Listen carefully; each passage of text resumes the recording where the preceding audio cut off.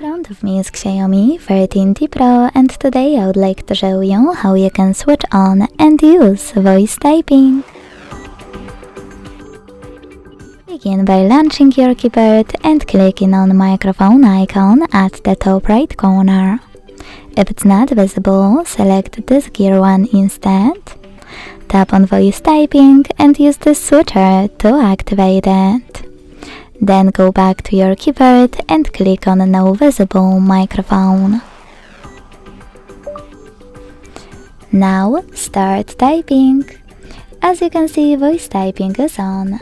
If you want to stop, tap on the same microphone again.